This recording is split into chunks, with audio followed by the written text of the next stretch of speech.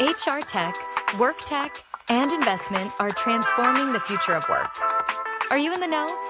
Welcome to the Work Tech Podcast. Join host George LaRocque for expert insights on the trends, M&A activity, and strategies shaping the workplace. Brought to you by OneWorkTech.com and the Work Defined Podcast Network.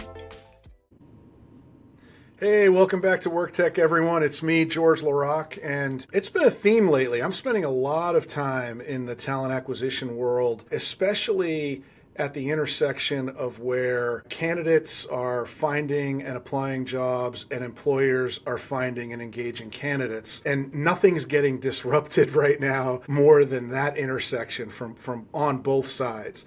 And I've got a great guest. It's a go-to resource. He's a go-to resource for me on any topic involved in this. It's Neil Costa, the CEO and founder of HireClix.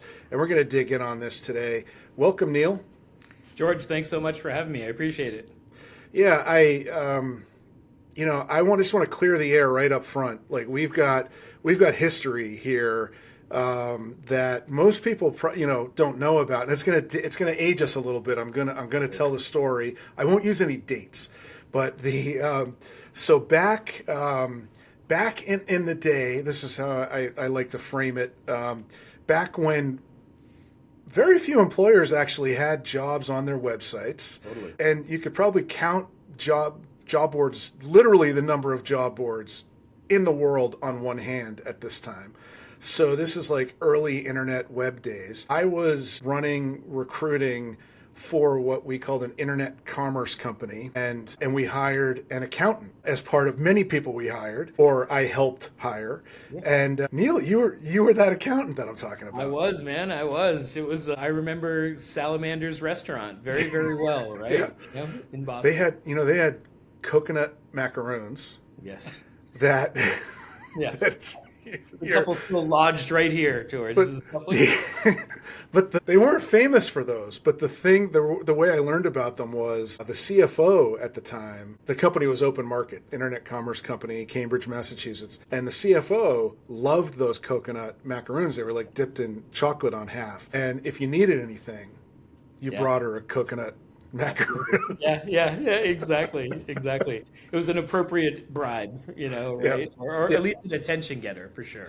Yeah. So. Well, people ask me, on the talent acquisition side, like, do you have any strategy for, working with the CFO and getting, whatever you need, it's tech or a program approved. And it's like, well, do you know what kind of cookies they like? Yeah, absolutely. Yeah. But okay. So let's start out by saying, tell us about Neil, tell everybody about Neil beyond the fact that we know you started in accounting now, but, what was the journey? Because from there, I kept bumping into you over the years at major players in this industry.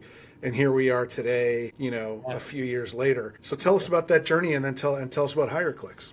Yeah, I think that the days at Open Market really opened my eyes to the software world. I was a PwC person, or Coopers & Lybrand back in that day and before that, but I got really involved in the startup community in Boston and made my way to a couple others, but that landed me at Monster.com eventually, and that's how I got into the recruiting space. So between the accounting job there at Open Market and Monster, I spent time migrating from an accounting role to a marketing role. And it's funny that accounting background, I always appreciated it, but now as I got into more online advertising, online marketing, and especially at Monster, we were just so metrics driven on where we spent an advertising dollar and figuring out that return on investment. Having a big consumer brand like that, we were very motivated to deliver value to the clients and bring people back to Monster and search on their jobs. And so that's kind of how that was kind of where we reconnected when I got in the recruiting space there, and then I found my way over to My Perfect Gig for a little bit when matching and ranking and was kind of probably a little too early, and certainly some bad timing in 2008, right? Yeah. Kind of a bit of a and then 2010 is when I started HireClix. So that's really where I am.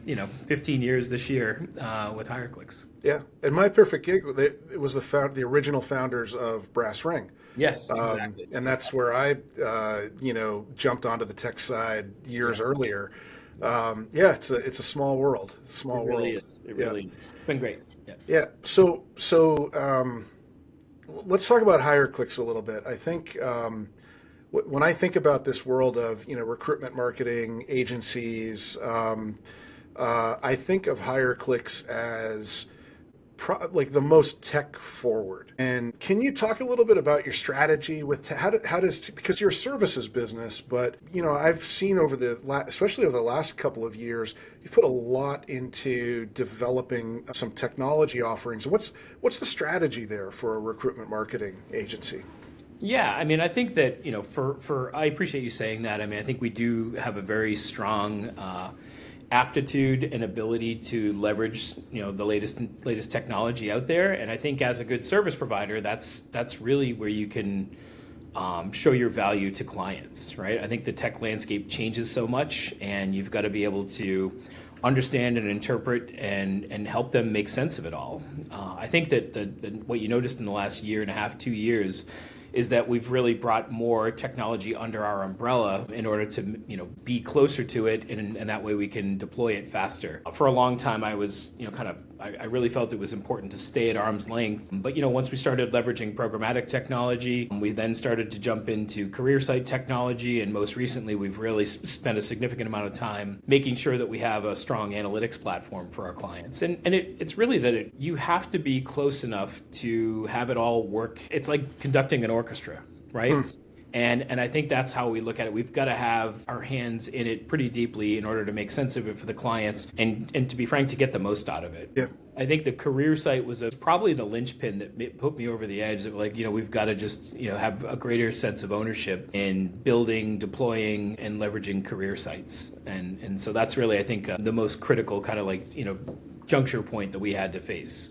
Yeah, and you're specifically on the career site side. When you had walked me through that offering, this is you're leveraging,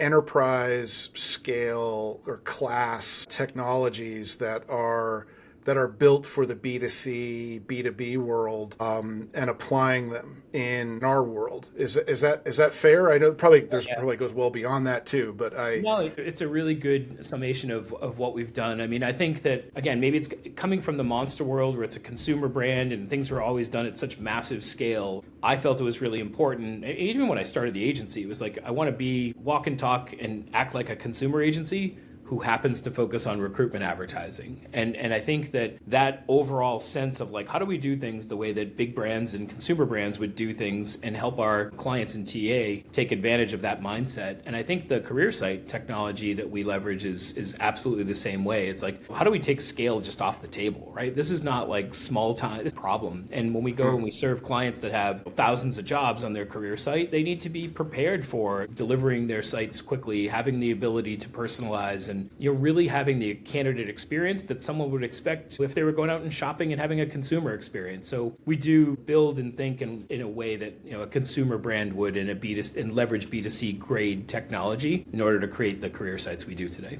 Yeah, and you mentioned the orchestra concept, which in my mind talks I think about balancing different sections, right? Yeah. But how do you balance what you offer with I guess there are two other constituencies here. There are your tech partners that I know you have, but also your clients' tech stacks. Is it sort of you plug it in where it's needed if there's a gap? Or Yeah. I mean, at our core, our focus is being a services company, right? And I think that it's a matter of I try and think of us as like a mini Deloitte or a mini Accenture. So services is at our core. And when you're a services company, you have to really understand the client's business and technology first. And when we do that, we become a better partner. We become a better advertising agency when we understand their tech stack, but also when we understand their hiring challenges and turnover challenges and all that kind of good stuff. The foundation is there. The people on our team, the clickers we have, that's what they try to do out of the gate is how do I become the cognizant business partner that understands the pain that you have, the challenges you have, the future you're trying to achieve. And from there, we can figure out which of our solutions plug and play appropriately.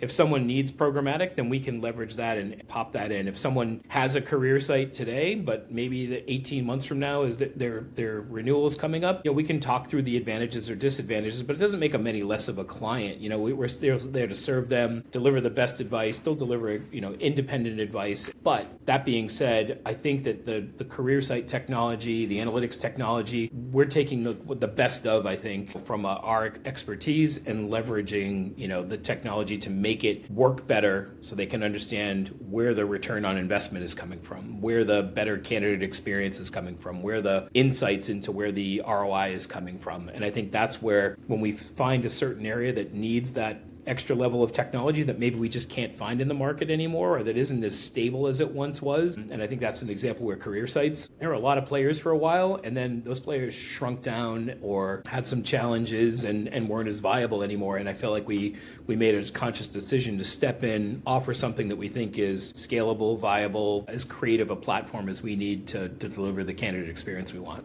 Yeah. And, I was looking at the announcements that you've made, or, the products that you've released in the last maybe 18 months or so, I think. And I have a little list here. Maps for career sites, along with a full career site offering, advanced analytics dashboard for recruitment strategy optimization, an AI-powered, it looked like, service sort of knowledge center for your customers, and then your employer brand network. Are there any of those areas that you want to key in on? You talked about the analytics, making better ROI decisions. You talked about candidate experience. It seems like, you've just been putting building blocks, next to each other and on top of each other, assembling this. Yeah. I think the thing that everybody should be looking at, whether they choose our technology or not, is I think the biggest pain point right now in the market is career sites. I think that the welcome mat, the way that people welcome people in the front door with their current career sites is in shambles to some degree. And I think that we go to these IPMI events, and if I'm speaking at them, we're talking about candidate experience and career sites. I'll ask people, how many, it's typically a CHRO to a VP of talent acquisition. And I'm asking with a show of hands, how many people are proud of their career site? And it's 1 or 2 out of 100 people that are raising their hand. So wow. If you think about that, and it's anecdotal, but that's a problem, right? And so everything we spend from an advertising agency perspective, everything that comes organically from Google to a career site, this is you're welcoming them to the front door that you're not happy with, that you're not proud of, that you're oh, I know we should fix that. I know we've got a problem, but they're having a hard time taking action on that. And so I think that's, to me, the most important piece of technology that we're offering today. And I think it's the biggest opportunity to make an impact. And I think what we see, that people are just hesitant because they feel like there's so much risk that comes in implementation, of any technology, right? An ATS, a career site.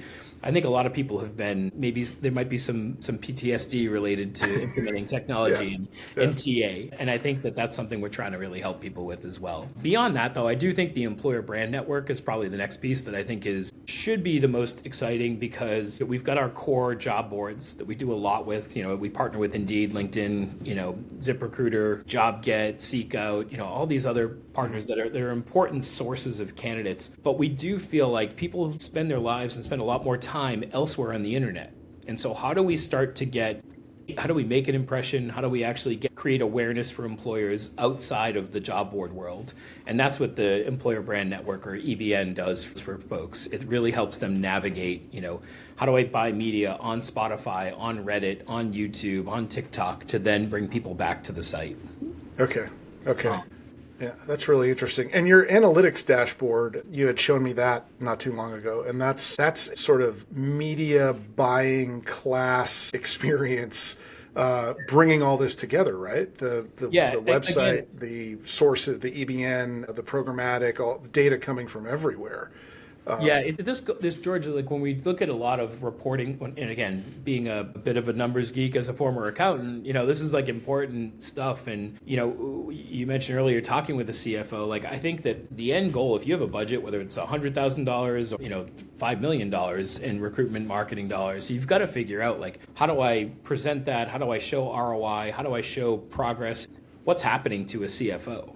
And that CFO is the keeper of the purse, right? If you're going to get more, then you're going to have to show like what happened with the money that you spent. And I think a lot of people are facing real challenges, whether you do it all directly and try and assemble all the metrics from all the different places you're spending money, or whether you work with another agency. We've found that it doesn't matter. Like those folks coming from other agencies or doing it on their own, they're struggling to put all those numbers in one place. And with our advanced analytics platform, the goal is like, how do I account for every dollar I spend? And how do I show that in one place? And then how do I also look at the career site in the same context to that? The career site offerings that were out there in the past have typically like dropped a lot of tracking, so you're not able to see from my advertising to my career site to my ATS. You can't really get visibility into that. That's like a Herculean manual effort to pull all that together. And for us with the advanced analytics platform, we've done the process of thinking through how to connect to all the media sources. We're connected to over 100 different media channels right now. We're connected to, whatever ATS our clients have, and that ranges from Workday to iSIMS to,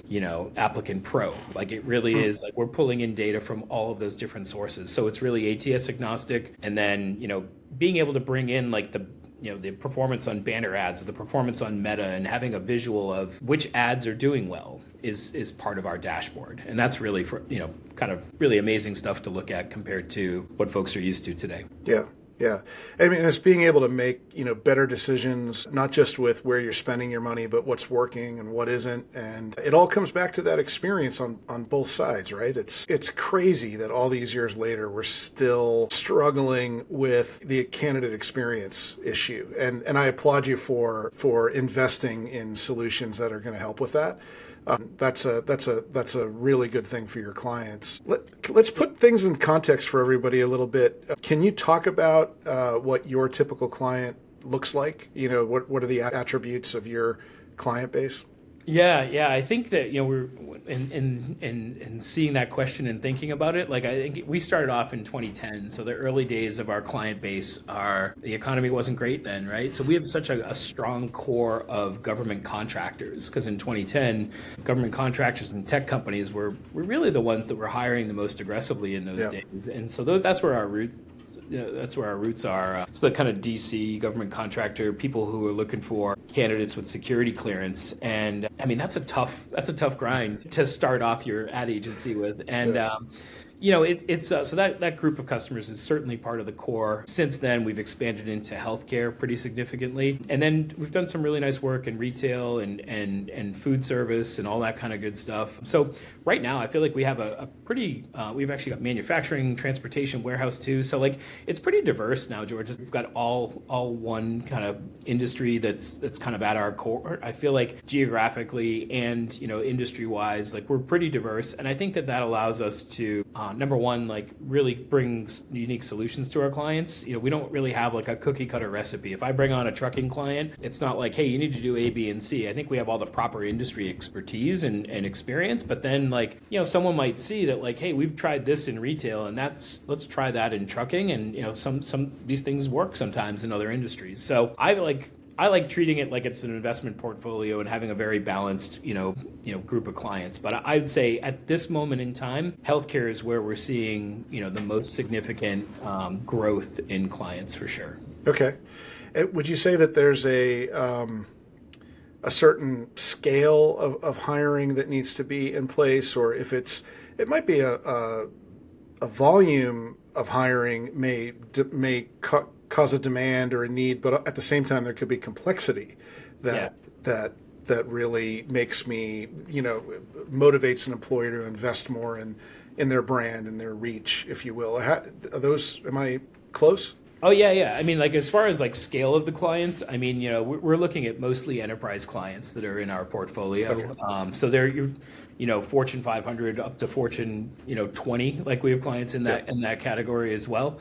I do think that we in the early days, we had some smaller clients for sure. And those, it's funny, like we have this notion of, because we deliver service in such a positive way, and that's really what we're known for. And we have clients that'll bring us into their next company and the next company. I think we've got someone now who's been their fourth company where they've brought us in, so that the client is just like a serial HireClix addict at this particular point.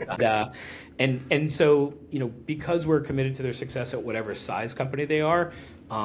the core of our clients are certainly Fortune 500, but we do have a significant amount that are what I would consider mid-market. From 500 to 3,000, 4,000 employees is what I would consider mid-market. 4,000, 5,000 and above is what we consider enterprise. And that mid-market, you just have to take care of them and service them a little bit differently. And so we know that other agencies have kind of abandoned that customer set. With a smaller group of jobs or a smaller number of employees. And I think, when you mentioned the HireClix help technology, that's one of the examples of where we've actually made investments to service that mid-market client in a more effective, more efficient way, whereas other agencies are just kind of cutting them loose because they're not spending enough money. And that's just that's just not a good vibe to give off to any customer, that, hey, you're just not big enough for us. Right. I think that we had a client recently that just said hey, we feel like we're your only customer. Oh, and wow. that, as a business owner, as an agency owner after 15 years, the fact that we can still make people feel that way, and that was a client that has literally thousands of jobs. So that's a pretty good feeling. Yeah, good for you. So, all right, so now we've got sort of we understand HireClix in the context of who you're working with and so forth. Let's talk about the market a little bit, and let's start with the candidates. So, how is candidate behavior changing? And I always think about that. What drives the market is really the candidate behavior, the consumer behavior. I'm thinking about how they search, how they find, how they evaluate jobs, how they apply for jobs. How is that changing, and how should employers be thinking about that? Yeah, I think that, going back to the experience even at Monster, that this ebbs and flows, who has the power, right? And I think that right now I'd say the last year and a half, was a little bit slower on the employer side. People are, but it's funny that employment stayed in a relatively narrow, unemployment stayed in a very tight situation, all things considered. Yeah. And so we think in 2025, with the election being settled, regardless of the outcome, it's just over, right? That companies will now plan to be more aggressive about hiring. That's what we've seen, even in the last couple months of 24. So I think that job seekers are going to have more control in general. And so what do they want, right? And what's their behavior, and how is that going to affect our overall strategy on the employer side? And I think consumers are looking for flexibility still. Right. I think the work from home, the hardcore, everybody needs to be in the office, 5 days a week, or, is probably going to be challenging for a lot of employees, for a lot of candidates to consider that kind of move after experiencing the flexibility they've had over the last 4 years. So I think the other part is that, the boomers retiring is causing, a bit of a labor shortage. And, depending on, backfill of skills, I think there's going to be a bit of a power play that candidates are going to have as they look for jobs. So I think that, and I think the last part is they're not necessarily going to find their way to job boards, and that's why I mentioned earlier the EBN, the Employer Brand Network, is if they're more in demand, they'll typically spend less time being having a high level of intent. So how do we get in front of them and get those employer brand impressions before they're thinking that it's time to look for a job? Everybody, we call it the passive candidates, right? Everybody's looking for passive candidates, and all that kind of good stuff, but we could spend hours talking about the definition of that. Right. But I think that they're getting in front of job seekers, trying to catch them, when they're not necessarily in the active hunt on a job board is going to be really important. The other part, I think, is we have so many people that we talk to that aren't really optimized for Google. Right? And that kind of SEO world is one way to optimize, but also the Google for Jobs box is still kind of a hot mess, I think, in some cases. Right. And job seekers they still start there. That's where Indeed gets a significant amount of their traffic, ZipRecruiter. So there's job seekers are going to stay on their, on Google. They're going to interact on social media. They're going to interact on, with TikTok, and what are companies doing to be there, to be where people spend time? Does I'm glad you that's where you landed, because there's a lot of talk in the market about, generative AI changing search. And I understand what that means, and I know long-term that's going to happen. Are you seeing anything right now that's changing for candidates? Google writes summaries and so forth, but the experience hasn't changed that much from a job seeker's perspective. Are you seeing that at all, or preparing for that in some way?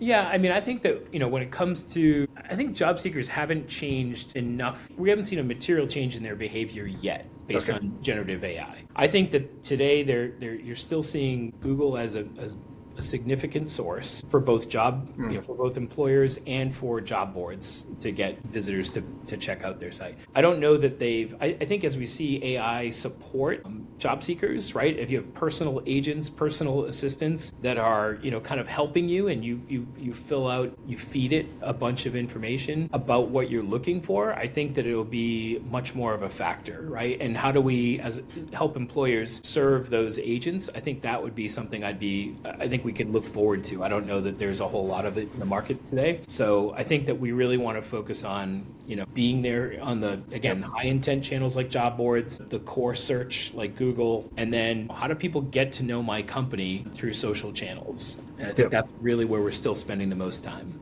Okay. And is there, you can't really talk about the candidates without talking about the employers. And that's where, if the candidate behavior, if the issue is, and it's always been like being where they are, find them where they are, meet them where they are. Spend most of your time advising clients to invest in that? Or are there other areas? Or what about the website? What about how we engage candidates? It's one thing having the job and having the brand. What about that engagement? Are there changes there? Are there expectations that employers need to be thinking about from a candidate's every time we perspective? talk about a career site experience, we talk about how do we bring it closer to what the e-commerce experience is, going back to our old open market days, right? Like, I think it's like, how do we make that e-commerce shopping cart experience as close to how do we do that on a career site, as close to what they experience on a consumer site? There's no equivalent of Apple Pay. Maybe the Indeed Quick Apply or a LinkedIn Quick Apply is the closest thing you have to a job seeker Apple Pay. But I think in general, like just the way that jobs are presented and the handoff from the career site into the ATS interface, and does the Workday experience really represent what I'm like a modern e-commerce experience? Like, not, right? Yeah. And I think you've got this generation gap in the workforce too, that maybe a Gen X person like me is willing to tolerate some of the hokiness because I remember what it was like. But if I'm 24 and I'm used to everything being so fluid, like, am I really going to ride that out? And I think that that's really where, when we talk about the employer side, we talk about that ease of application, that ability to engage, the how do we provide. I think one of the things that I'm really excited about, and you'll be hearing more about it in the first quarter of this year, is like, how do we, the personalization that we can provide without grabbing cookies, right? So, are we mindful in today's day and age of their privacy while also providing a personalized experience? And I think that's something that career sites haven't really thought of. It's like, we're going to slam the cookies on your, on your browser, and we're going to you're going to have to accept them to get to this next stage. Or, how many job boards have you have to set up an account in order to see content. Is that really the type of experience that's going to win over the majority of job seekers at this stage? I think it's a big ask to create an account every single time. Yeah. So, I have a couple more questions that I really want to ask. I know we're at time, but I'm gonna ask them. Of course. I'll combine them. So one is about the traditional sources, the big traditional sources. You mentioned some of them earlier that you work with: the LinkedIn's, the Indeeds, the ZipRecruiters, etc. And then the concept of how can employers stand out? So I'm wondering, on the sources, it sounds like they're still delivering. I was curious about that. If there are new sources that you're excited about, it sounds like TikTok, assuming it, we'll see what happens with the ban, but some of the newer media is something you're excited about, and untraditional sources like that the EBN represents. Am I leaving anything out on that concept, or? No, I mean, I think that the traditional sources, I will say, this is where you have to do blocking and tackling, right? It's not fancy, making sure that you have your job set up on, again, the big ones that we talk about day to day, that we're trying to make sure we get the best possible investment because there's a high degree of intent. It's Indeed, LinkedIn, Glassdoor, ZipRecruiter. Those four are kind of core investments that we have to make sure that we get the best possible ROI, that we should have some presence, beyond that, there are some new players in the job board space. I think we're starting to see JobGet with some traction. And again, but beyond that, like Talroo's still hanging around and doing some stuff. Like there's a couple of them that are beyond that are starting to show signs of life. And so with the core four that I mentioned, it's about how do I track, measure, and make sure I'm as efficient as possible? Whether that's a LinkedIn recruiter seat or the LinkedIn job slots, I've got to manage and measure those assets as different investments. And am I doing a really good job? So it's like a really deep dive, really blocking and tackling. I know I have to be there, but I could waste money there if I don't do it right. The next part is certainly getting out on, next bucket would be like that second tier job boards, sourcing tools, things like that, where, hey, do I want to try Seek Out? Do I want to try a couple of seats? Do I want to move the majority of my seats from another sourcing solution over to Seek Out? The kind of second level of investments and decision making I have to have. And that's how I would advise a client to look at it. The third priority is like, what am I doing in consumer media? Am I just getting out to Facebook, Instagram, and just putting stuff out there just because I want to showcase a little bit? Or am I actually measuring for engagement and ROI? Am I getting applicants? Am I getting people in my talent community? So whether it's Spotify, YouTube, Reddit, you name it, like that's the third category. I've got to have some sense of, can I get candidates from different sources that I'm not on today? And I'd say the majority of folks are not doing enough. And if they're doing stuff, it's kind of more fluff branding versus like hardcore direct response tracking in those employer branding channels to see what I'm getting. Because the barometer might not be necessarily full applicants, but it might be talent community members. It might be visits to a custom landing page. It might be visits to the career site. And so if I'm trying those things, am I just like, hey, happy to be on Reddit? That's kind of like dated, right? You've got to be there with a certain level of intent to look for signs of life, but you have to know what those signs of life are. Okay. And then how do you stand out? That was the other side of it. As an employer, it sounds like, if I'm not going to answer for you, but it sounds like you've got to almost earn the right to stand out by covering all these sort of blocking and tackling bases that you're talking about, to then get your voice in front of the candidate and have the opportunity to stand out. Yeah, I think there's two ways that you'd have to you have opportunities to stand out as an employer. One is with creative, and you're clearly there's a lot of bad creative in recruiting, right? And I think that there's a way to stand out, and that creative is related to your career site, but also related to what do you put out there on the social media channels. If you're going to do advertising on Reddit or Spotify or YouTube, are you putting out stuff that grabs people's attention, or are you putting out like stock generic stuff that looks like everyone else's stuff? And so I think that the creative can be a differentiator. And I don't think a lot of people spend time on that, mostly because they don't get the support they need from their corporate marketing team. They don't have the assets they need to really activate creative in a thoughtful way. So that's what I'd say. The other part is that if you can't figure out how to get a good ROI on the core things that you mentioned, those job boards and the sourcing tools and all that good stuff, then you won't have any money left to go out to the consumer channels. And so if you're hyper efficient, and that's what we really strive to be for our clients, hyper efficient on the core job board, high intent sourcing tools, then we know what works, what doesn't work, then we start to free up dollars to go experiment. And ideally, at Monster, I was always experimenting with 25% of my budget was testing and trying new things. And everything in that consumer world would be really a test at this particular point in time. Like, not many companies have enough miles on the car to know how Reddit's going to work for them. And so you've got to be really efficient, because we just don't have the same budgets that corporate marketing has, right? Like corporate recruiting, HR, we have lesser budgets, so we need to either get marketing to kick in some dollars, or we need to make those dollars by being hyper efficient in the other channels. Yep. All right. So you've given me a little extra time. I really appreciate it. I could talk to you for another hour on any one of these topics, but real quick, what do you think for the market in 2025? You're optimistic, you're cautiously optimistic. What are your thoughts? No, I've thrown caution to the wind for 25. I feel like we're really optimistic about what's going to happen. I think that people are going to be, I think employers have to make changes. I think that, given our approach, our tech forward thinking, our service levels, I think we're in a really good position. But I think overall the market's going to come back, and I feel like if companies aren't planning for it, or if they haven't been planning for it over the last couple of months, I think they're going to be the starter's gun is going to go off, and people are going to be behind very quickly.